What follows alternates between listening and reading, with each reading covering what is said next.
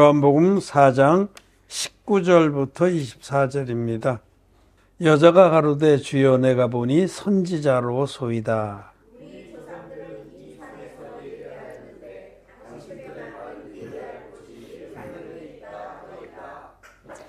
예수께서 가라사대 여자여 내 말을 믿으라. 이 산에서도 말고 예루살렘에서도 말고 너희가 아버지께 예배할 때가 이르리라.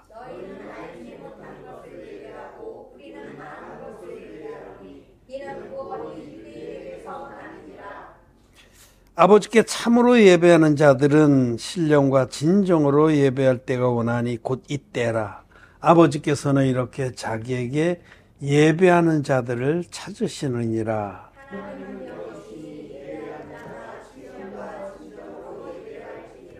아멘. 예. 성도 여러분 안녕하십니까? 온라인으로 예배를 드리는 우리 전국의 성도 여러분, 또 미국의 텍사스 지도자매님 반갑습니다. 오늘은 주의 날입니다. 우리 주의 날에 함께 하나님께 신령과 진정으로 예배를 드려서 참으로 기쁩니다. 예배하는 시간이 우리에게 가장 귀하고 복된 시간입니다. 여러분 휴대폰 다 가지고 계시죠? 휴대폰 쓰다 보면 5% 남았다고 그러고 화면이 꺼지려고 그래. 흐려져.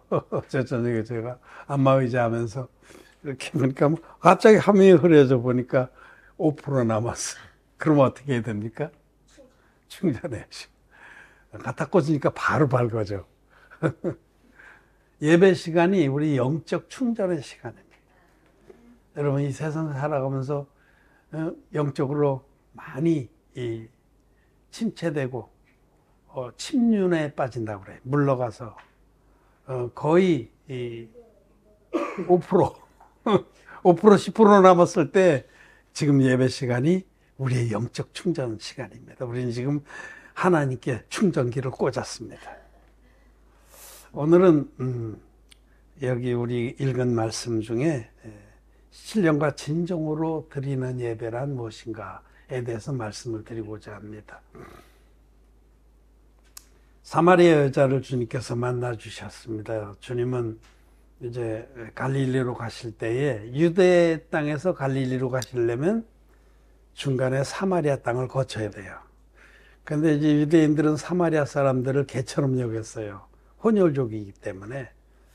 그래서 그쪽으로 안 갔습니다. 그 직선으로 가려면 그리 지나가야 되는데 돌아갔어요. 이렇게 요단강 건너서 씩 돌아서 갈릴리 땅으로 간. 예수님은 진리의 주님이시니까 그런 편견이 없으시잖아요. 그래서 직행해서 가다가 사마리아 땅의 사이카, 이게 우리 번역은 수가 성이라고 되는데 The City of Sychar, 사이카라는 읍이겠죠. 뭐 도시에 거기 도시 바깥에 있는 야곱의 물에서 어떤 여인을 만나 주셨습니다. 사실은 예수님은 이 여인을 만나러 그리 가신 거예요. 하나님이시기 때문에 구원받을 만한 심령을 다 아십니다.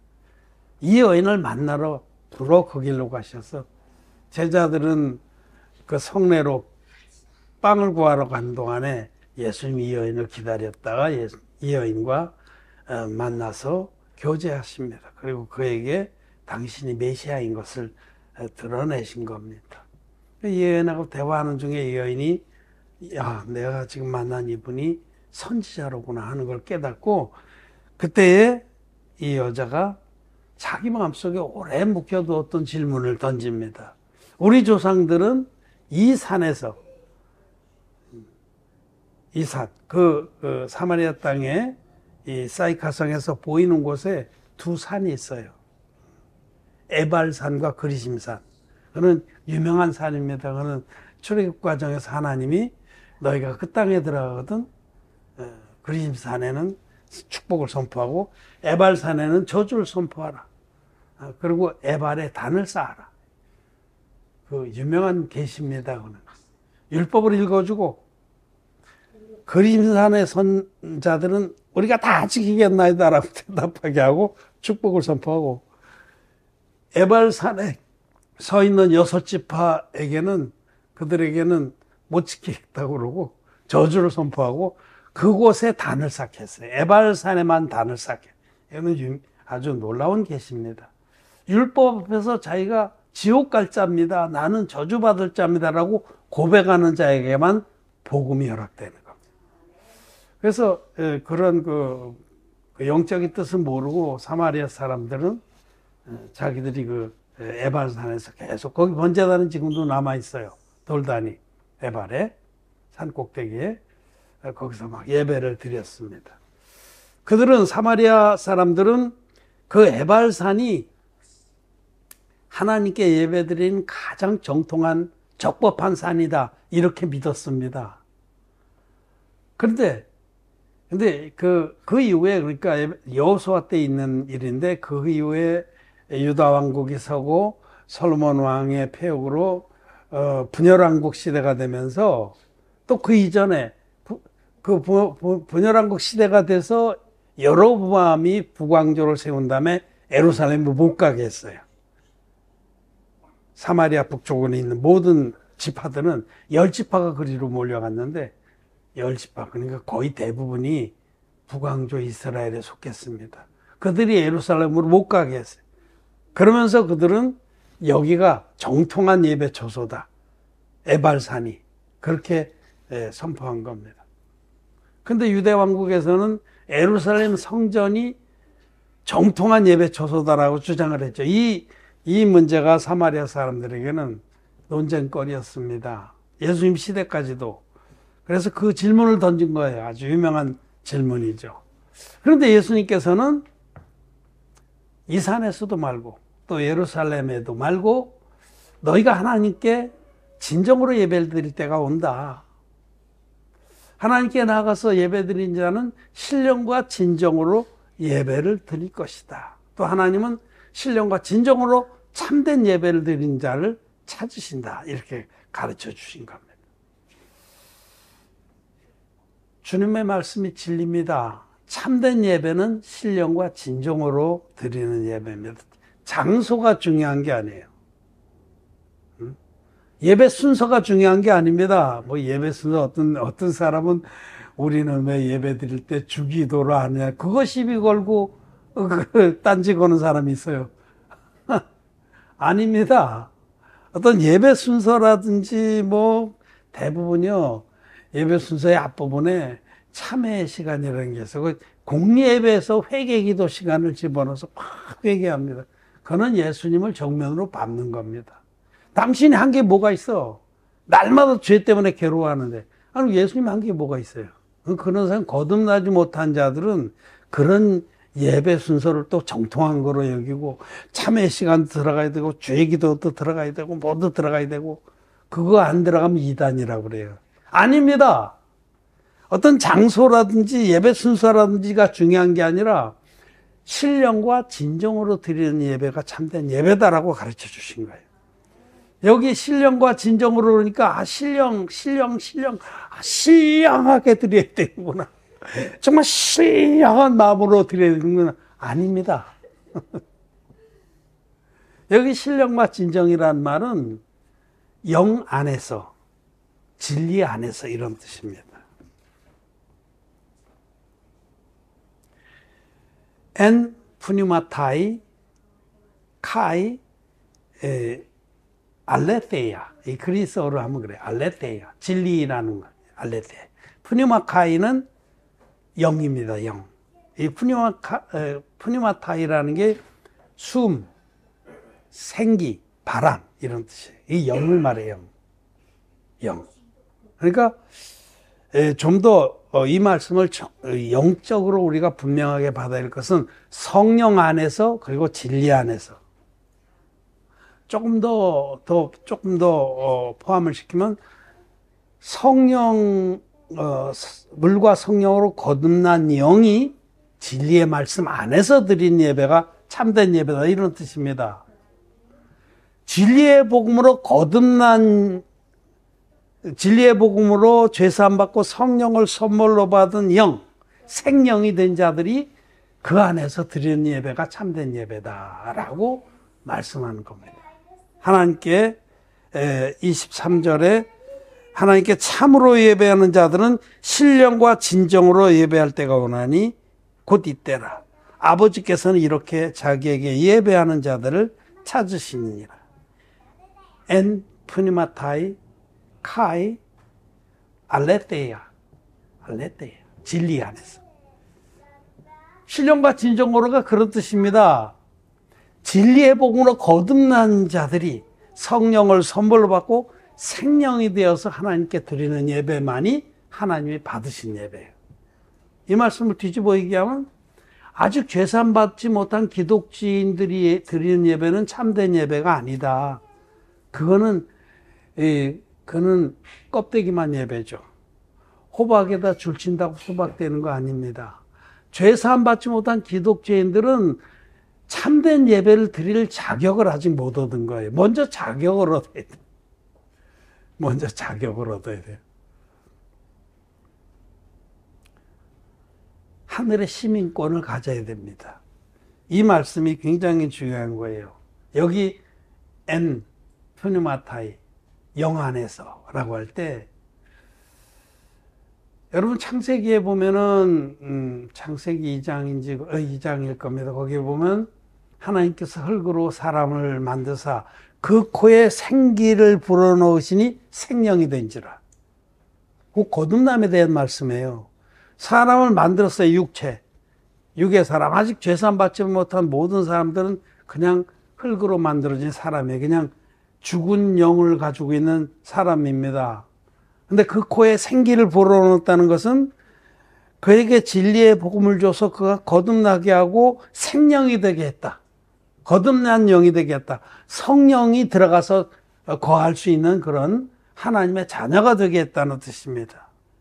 이게 생기. 그게 성령입니다. 성령. 성령은 진리의 복음과 함께 역사합니다. 우리들의 모든 인생들이 자기가 지옥 갈 죄인인 것을 인정하고 하나님 난 지옥 가야 마땅한 자입니다. 정직하게 하나님 말씀 앞에서 난 지옥 갈 자입니다 하고 인정을 하고 나를 구원해 주시오 하고 나왔을 때 돌아온 탕자같이 자기 의를 다 벗어버리고 자기 의의 거지가 돼서 아버지 앞에 돌아왔을 때 우리 하나님께서는 아무것도 문제 삼지 않으시고 그를 깨끗이 시켜서 가장 좋은 옷, 하나님의 의를 입혀주시고 거듭나게 하십니다. 죄사함 받고 의인이 되게 하십니다. 그때에 너희가 회개하여 각각 예수 그리스도의 이름으로 세례를 받고 죄 사함을 얻으라. 그리하면 성령을 선물로 받을지니. 정말 나는 지옥 갈 자입니다 하고 돌이켜서 하나님 앞에 나오면 하나님께서는 예수 그리스도의 이름 안에 있는 능력의 복음으로 그의 죄를 깨끗이 씻어줍니다. 주 예수 그리스도의 이름으로 세례를 받고 예수 이름 안에 있는 그 능력의 복음, 진짜 복음, 반쪽짜리 복음이 아니라 물과 피의 복음, 성경대로의 복음으로 죄를 깨끗이 씻어줘서 죄의 사함을 받게 합니다. 죄의 사함을 받으면 성령을 선물로 받습니다. 마음에 성령이 임하십니다. 생령이 됩니다. 의인이 됩니다. 이렇게 진리의 복음으로 죄 사함 받은 의인들, 성령을 선물로 받고 살아난 자들, 영이 살아난 자들, 그들이 하나님께 참된 예배를 드릴 수 있습니다. 거듭나지 못한 자들은 참된 예배를 드릴래야 드릴 수가 없습니다. 권리를 행사할 수가 없습니다. 예배는 큰 특권입니다. 예배가 특권이에요. 아무나 드릴 수 있는 게 아니에요. 하나님께 충전기를 꽂을 수 있는 사람은 하나님의 자녀가 돼야 돼요. 거듭난 하나님의 자녀들, 죄산 받은 의인들만이 신령과 진정으로 예배를 드릴 수가 있습니다. 그러게 이제 이때라. 하나님께서는 이와 같이 신령과 진정으로 예배 드린 자들을 찾으시. 하나님은 참된 예배자를 가장 기뻐하십니다. 우리가 뭐 크고 미치지 못할 일들을 도모하고 막 남을 위해서 불 속에 뛰어들고 하는 것을 기뻐하시는 것보다 하나님은 하나님 앞에 나와서 나 같은 자를 구원해 주신 주님을 찬양하고 기뻐하고 감사하고 또 주님의 모든 행하신 일들을 선포하는 그런 참된 예배자를 가장 기뻐하십니다. 여러분들이 비록 헌금을 많이 못할지라도 하나님은 참된 예배자를 더 기뻐하십니다. 헌금하지 말라는 얘기는 아니에요. 헌금도 귀한 거고 우리가 복음을 위해서 필요한 거지만 하나님이 가장 기뻐하는 자는 참된 예배자예요. 신령과 진정으로 나를 구원해 주신 그 주님 앞에 나와서 나와 같은 자를, 지옥에 가야 마땅한 자를 일방적으로 깨끗하게 씻어주신 주님의 구원의 은혜에 감사하고 또 주님 앞에 자기의 삶을 드리길 원하는 그런 고백을 하는 자를 기뻐하십니다. 하나님은 참된 예배자를 찾으신다, 가장 기뻐하신다 라는 것을 먼저 말씀을 드립니다. 우리는 하나님께 예배를, 참된 예배를 드리려면 먼저 거듭나야 된다는 말씀을 드렸습니다. 먼저 생명이 되어야 됩니다. 하나님은 죽은 자의 하나님이 아니시오 산 자의 하나님이시다. 산 자, 죄사함 받아서 영이 살아난 자, 죽은 자, 아직 죄사함 받지 못한 죄인들, 죽은 자의 하나님이 아니시고 거듭난 의인들의 하나님, 신눈같이 죄가 씻어진 의인들. 여러분은 신눈같이 마음에 죄가 씻어졌습니까? 네. 여러분 산자입니까? 네. 하나님은 산자의 하나님이시다. 하나님은 당신의 자녀로 삼으십니다. 거듭난 의인들을. 우리는 에스겔서 37장에 보면 그 유명한 마른 뼈 골짜기의 이상을 압니다.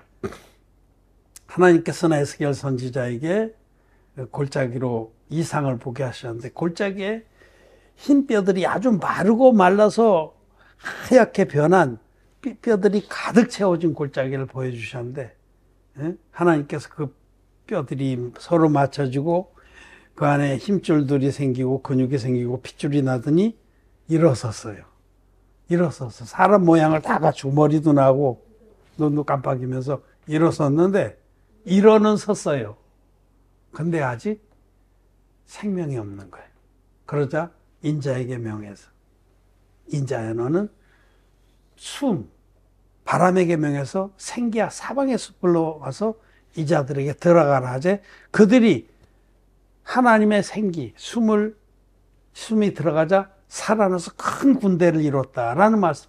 똑같은 말씀이에요. 이 세상에 모양은 똑같이 갖췄지만은 예수 믿는 것도 똑같아. 찬송도 같이 쓰고 성경 같은 성경이 있지만은 생명이 못된 자들이 많이 있습니다.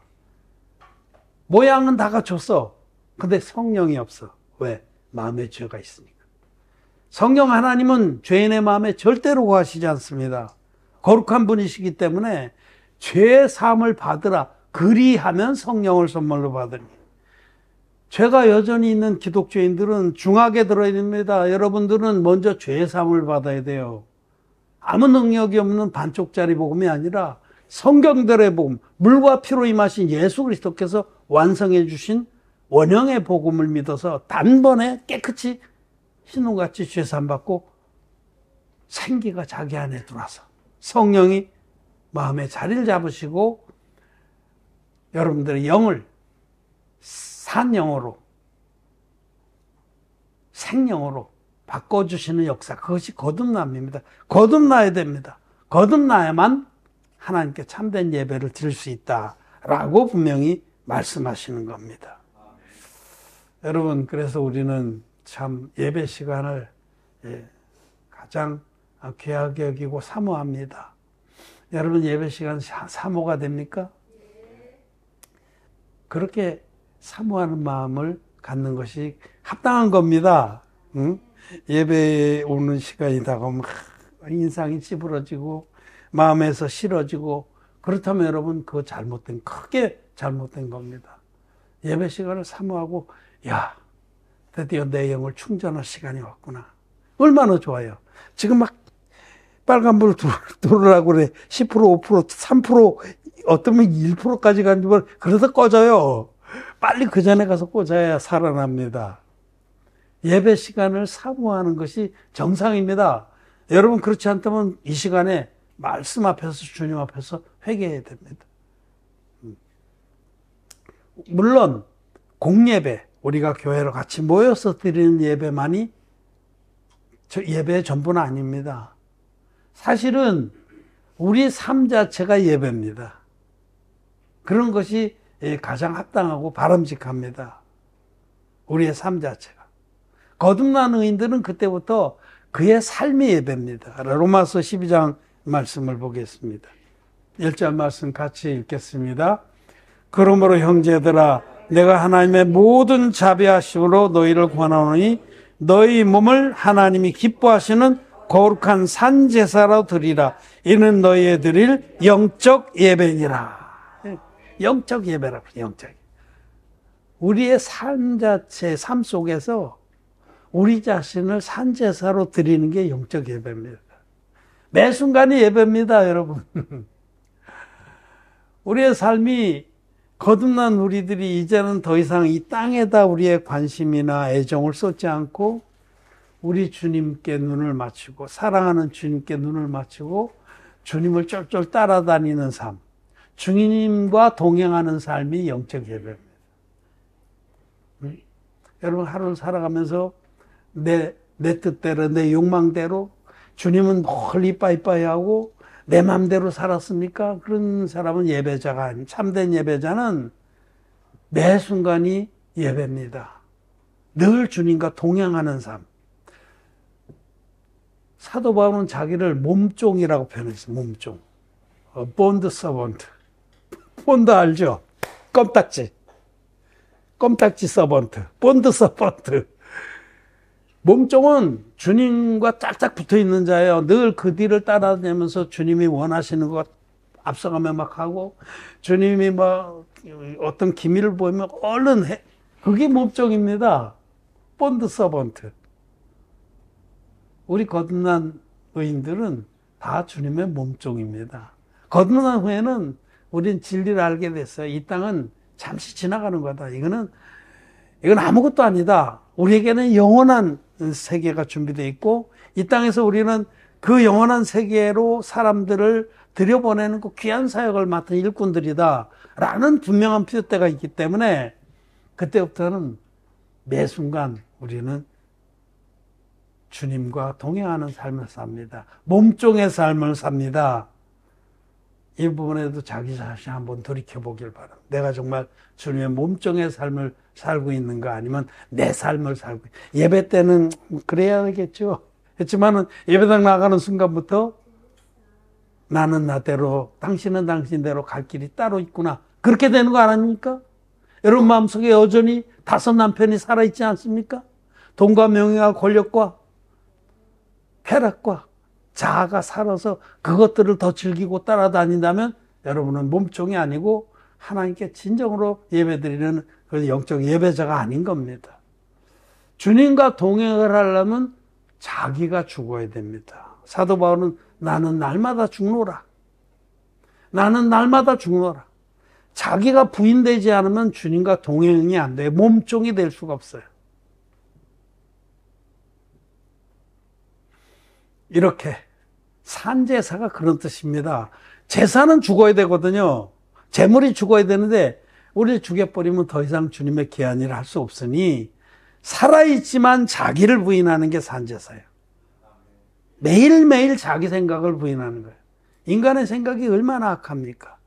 매일매일 나는 날마다 죽노라 하는 그런 믿음의 중심으로 주님의 몸종으로 주님을 따라갈 때 그런 사람이 바로 참된 예배자고 삶으로 영의 예배를 드리는 자들입니다. 우리는 신령과 진정으로 드리는 예배가 공예배 시간에만 제한된 게 아니에요. 물론 공예배 중요하죠. 공예배조차도 마지못해서 주둥이 대빨 뽑혀서 끌려 나오지 말고 정말 사모하는 마음으로 이 시간이 내가 생명을 풍성하게 충전하는 시간이다. 생명을 더 얻어서 충만하게 하는 시간이다. 그런 귀하고 사모하는 마음으로 나와서 그런 마음으로 이렇게 예배를 드리지만 우리의 삶 전체가 영적 예배인 것을 잊지 마십시오. 삶 전체가 예배입니다.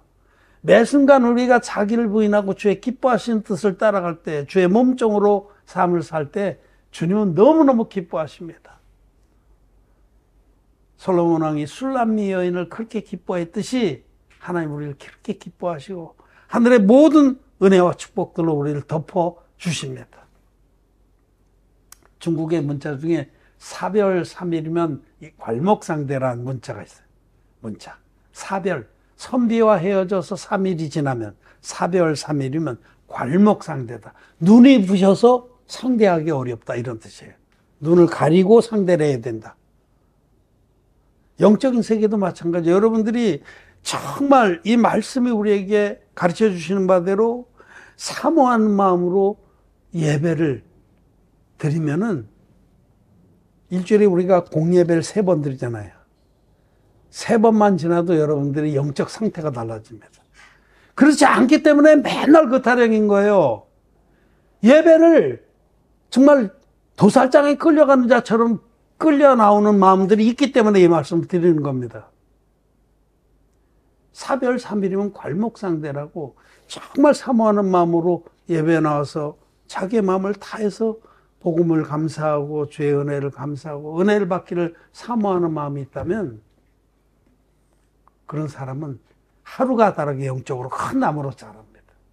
저는 그런 은혜들을 많이 봅니다. 그냥 예배를 사모하고 나온 사람들이 쑥 자라는 거예요. 얼마 지나고 나면 많이 자라 있어.